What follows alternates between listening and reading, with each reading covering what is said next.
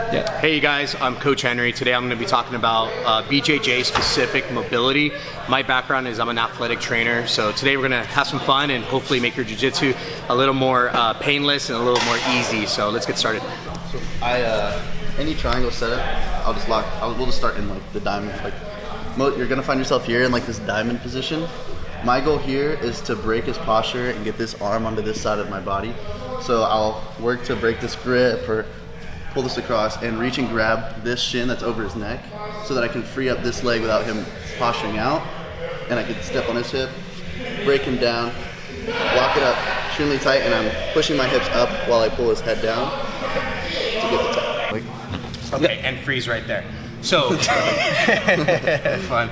Okay, so a couple things that I see. The first thing I saw is hip extension. So if your hips cannot extend forward, if you have a crappy hip that does not extend, then achieving this position is going to be very, very difficult. Second part is a lot of people struggle keeping this position, right? Because you don't want to have your legs here passively. A lot of people feel like, I know I did for a while, I felt like I lacked a lot of horsepower here. It felt like I'd be burning out my hamstrings. But the reality is, if you look at the position, if you come over here and watch the position, this is what I'm looking at. So imagine the hips. The hips are both externally rotated. So from a biological standpoint, the hip has to be able to turn out. That's called external rotation. And the hip has to be able to simultaneously extend. So what I'm looking at is hip extension with external rotation. So two things have to happen. If he doesn't have the ability to do that, then things are going to go bad. Next thing, if he reaches up and let's say he grabs his own foot, now you can see the hip is still in that same position where the hips are rotated out, extended, but now the hip is flexing. Flexing is when you pull the hip, when you do this motion. So now he went from hip extension to hip flexion, but he's still keeping that same position of hip external rotation. So what we're gonna do is I want you to hold that position. I want you to fight him for a little bit, give him some feedback. Then we're gonna do some mobility training, and then we're gonna see how secure the position feels.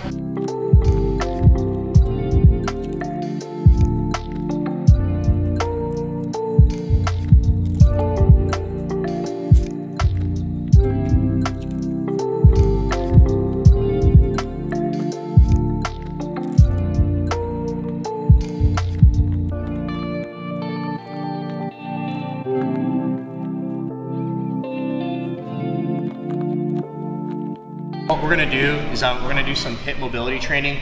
Now, this is where I need you to pretend that you don't know what Jiu-Jitsu is.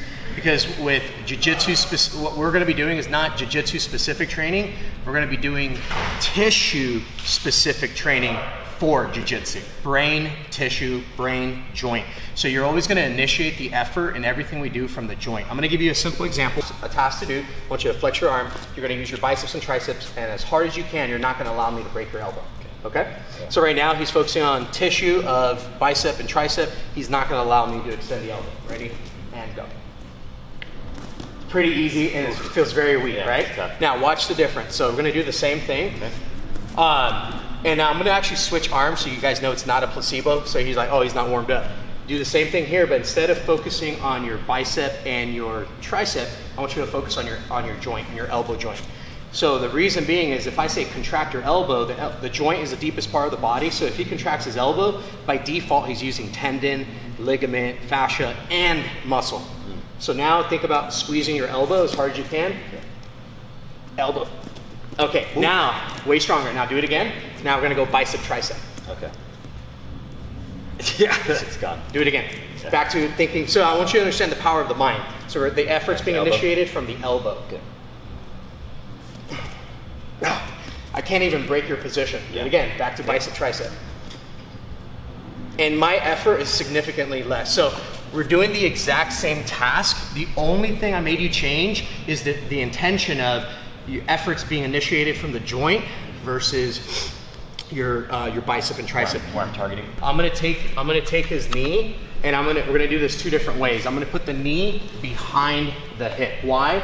Because now I'm forcing his hip to be an extension, which we talked about the initial shooting the hip up. You have to extend your hip, and we have to externally rotate his hip. So what I'm gonna ask you to do, something that I'm sure everybody has seen before, we've all done it, 90-90 hips, but no one does it with the intention that I'm gonna give you. So what you're gonna do is I want you to imagine that there's a scale underneath.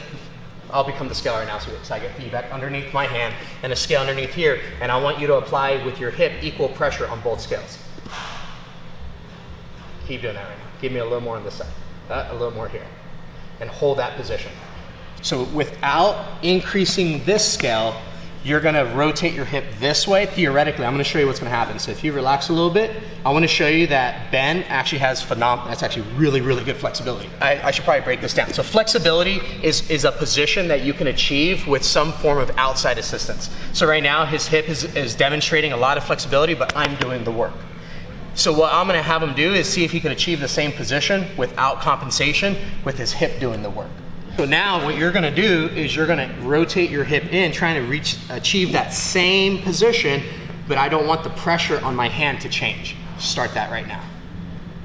Ramp it up, ramp it up, ramp it up. And it's brutal, hold that position. Now watch, keep holding it. I wanna show you how much effort it takes for me to break his position. He's not very strong there. So where is he not strong? In the joint. Just so you guys know how much effort, I'm gonna use my pinky. Keep going, keep going. But to him, this probably feels, and recover. Think about the effort you use in doing that 300-pound deadlift. It probably feels similar. I might argue this might even feel a little bit harder. This is harder. Neurologically, like you're putting out horsepower. Yeah. Yeah. It's gonna be awful. Well, I wanted to It's gonna be awful. head out. Whoa. Whoa, daddy. I can feel it. Yeah, do that again. Do it like 5 times. It'll feel effortless. Because now 2 things I want you to feel. I want you to feel A, increase in power, yes or no? Yes. And Yeah. decrease in effort. Yes. So that means you're using the joint. Dude. So your horsepower probably changed a little or astronomically? He feels Oh, stronger. A lot. So now but the thing is, I don't want the effort, the power to go up if the effort's going up. Because we all know doing jiu-jitsu, we want to be as efficient as possible. So you want power to go up, you want effort to go down. Do that again.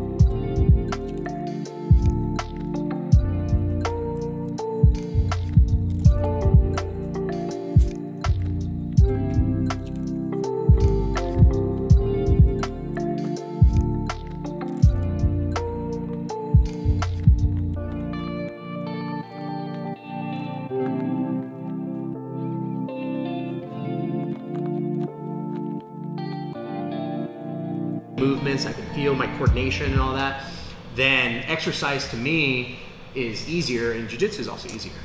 So I think that's the big gap, is the mobility gap. And then here's the other issue I see with mobility is when people that do mobility, they're just doing random shit. Because if you think of most mobility exercises integrate the whole body. So you'll see people at the gym like, oh, I'm gonna work mobility, and they're like doing a sequence that has 7 to 8 moves, but it's not tissue specific adaptation like we just did right now.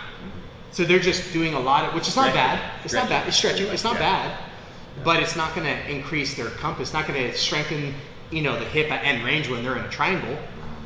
So I'm not against dynamic stretching either, but you have to understand what it's causing, what kind of adaptation. So I think what people don't understand is that everything you do, your body's adapting to what you're doing. So if you want to get better at something, then you have to create specific adaptation for the thing that you're trying to get better at. So that's all I got. You guys enjoy that? Yeah. Dude.